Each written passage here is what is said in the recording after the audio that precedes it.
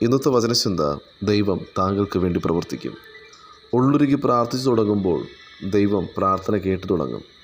നാം ദൈവത്തെ കേൾക്കുവാൻ തയ്യാറായാൽ ദൈവം വചനം ശ്രമിക്കുന്ന താങ്കളോട് സംസാരിക്കും. താങ്കൾ വിശ്വസിക്കുമ്പോൾ ദൈവം താങ്കൾക്ക് വേണ്ടി പ്രവർത്തിച്ചു തുടങ്ങും. വിശ്വസിച്ചാൽ ദൈവത്തിൻ്റെ മഹത്വം കാണും.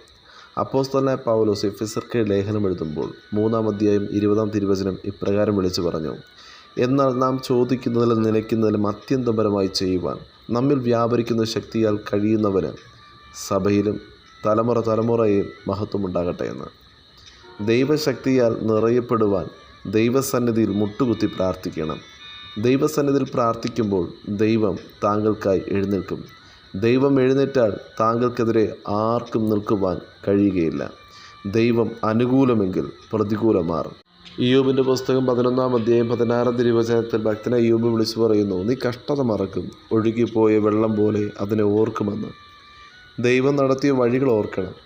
ആരോഗ്യം തന്നതിന്, ഭവനം നൽകിയതിന്, കുഞ്ഞുങ്ങളെ നൽകിയതിന്, പ്രതിസന്ധികൾ കടന്നു വന്നപ്പോൾ അവയെ അതിജീവിപ്പാൻ കൃപ നൽകി മുന്നോട്ട് നടത്തിയതിന്, ഇത്രത്തോളം വലിയ വലിയ നന്മകൾ നൽകിയതിന് ദൈവത്തെ സ്തുതിക്കണം, നന്ദി പറയണം. ഹഗായി പ്രവചന പുസ്തകം 2-ാം അധ്യായം 23-ാം തിരുവചനം ഇപ്രകാരം വായിക്കുന്നു: ഞാൻ നിന്നെ എടുത്ത് മുദ്രമാക്കും, ഞാൻ നിന്നെ തിരഞ്ഞെടുത്തിരിക്കുന്നു എന്ന് സൈന്യങ്ങളുടെ യഹോവയുടെ അരുളപ്പാട്.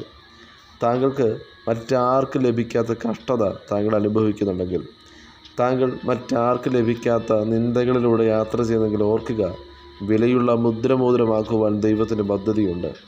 ഭക്തനായ യോസേഫിൻ്റെ ജീവിതം പരിശോധിക്കുമ്പോൾ കാരാഗൃഹത്തിൻ്റെ അനുഭവങ്ങൾ കടന്നു വന്നുവെങ്കിൽ രാജാവ് ആളെ അയച്ച് ഭക്തനായ യോസേഫിനെ വിളിച്ച് രാജാവിൻ്റെ മുദ്ര ഭക്തനായ യോസേഫിൻ്റെ കയ്യിൽ നൽകുവാനിടയായി.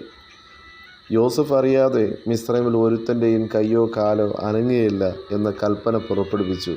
അധികാരത്തിൻ്റെ മുദ്രം ഭക്തനായ യോസേഫിൻ്റെ കരങ്ങളിൽ ലഭിച്ചു എന്നുള്ളതാണ്. അതുപോലെ വിശുദ്ധ വേദപുസ്തകം പരിശോധിക്കുമ്പോൾ അനുഗ്രഹിക്കപ്പെട്ട എസ്തറിനെ കാണാം. എസ്തർ അനാഥയായിരുന്നു, അനാഥയായ പെൺകുട്ടിയായിരുന്നു. എന്നാൽ യഹൂദകുലത്തിന് ഒരു ഉപദ്രവം വരും എന്ന് മുൻകൂട്ടി അറിഞ്ഞ് അതിനു മുമ്പേ ദൈവം ശൂഷൻ രാജധാനിയിൽ എസ്തറിനെ രാജ്ഞിയാക്കി നിയമിച്ചു. രാജ്ഞിയായ ഈ എസ്തർ യഹൂദകുലത്തിന് മുഴുവൻ ഉപദ്രവമുണ്ടായപ്പോൾ ഞാൻ നശിക്കുന്നെങ്കിൽ നശിക്കട്ടെ എന്ന് പറഞ്ഞ് സകല യഹൂദ ജനങ്ങൾക്ക് വേണ്ടി എസ്തർ രാജ്ഞി ഇടിവിൽ നിൽക്കുകയാണ്.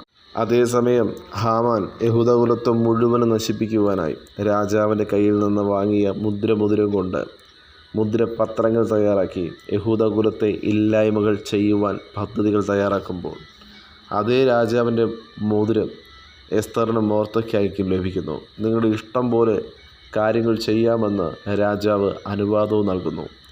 യഹൂദകുലത്തെ മുഴുവനും രക്ഷിക്കുവാനായി ചഞ്ചലോട്ടക്കാരെയൊക്കെയും ക്രമപ്പെടുത്തി എത്രയും വേഗം കാര്യങ്ങളൊക്കെയും ക്രമപ്പെടുത്തുവാനിടയായി.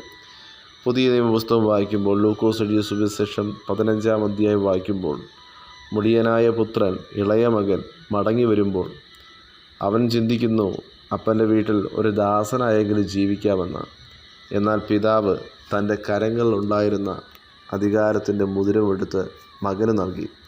അടിമയല്ല, മകനെന്ന അധികാരം നൽകി അവനെ മാനിച്ചു, മകനായി സ്വീകരിച്ചു, മകനെന്ന അംഗീകാരം നൽകി. വചനം ശ്രവിക്കുന്ന പ്രിയ ദൈവജനമേ, താങ്കൾ എത്ര തകർന്ന വ്യക്തിയാണെങ്കിലും മടങ്ങി വരുവാൻ താങ്കൾ തയ്യാറായാൽ ദൈവത്തിൻ്റെ കരങ്ങളിലെ മുദ്രമാക്കുവാൻ ദൈവത്തിന് പദ്ധതിയുണ്ട്. വചനം ശ്രവിക്കുന്ന താങ്കളുടെ ദൈവം ഉയർത്തും. എവിടെയാണോ താങ്കളുടെ തല താഴ്ന്നത് അവിടെ ദൈവം താങ്കളുടെ തലയെ ഉയർത്തും. ഇനി ഒരു സ്ഥലത്തും താങ്കളുടെ തലയെ താഴുവാൻ ദൈവം അനുവദിക്കുകയില്ല. നല്ല ഭാവി നൽകുവാൻ യേശുവിന് കഴിയും. താങ്കൾ എല്ലാവർക്കും ഒരു അനുഗ്രഹമായി മാറും. ദൈവം മാനിച്ച് താങ്കളുടെ ദേശത്തു നിന്ന് ഉയർത്തും. താങ്കൾ മനസ്സിൽ പോലും കരുതിയിട്ടില്ലാത്ത നല്ലതൊന്ന് താങ്കൾക്ക് വേണ്ടി ദൈവം കരുതി വച്ചിട്ടുണ്ട്. തിരുവചനം പറയുന്നു, അവൻ നിങ്ങൾക്കായി കരുതുന്നതാകയാൽ നിങ്ങളുടെ സകല ചിന്താകുലങ്ങളും അവൻ്റെ മേലിട്ടുകൊള്ളുവനെന്ന്.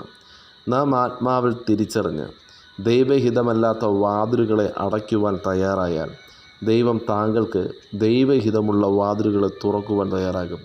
ദൈവം ഒരു വാതിൽ തുറന്നാൽ അവ ആർക്കും അടച്ചുകൂടാ. താങ്കൾക്കായി ഒരു സിംഹാസനം ഒരുങ്ങുന്നുണ്ട്.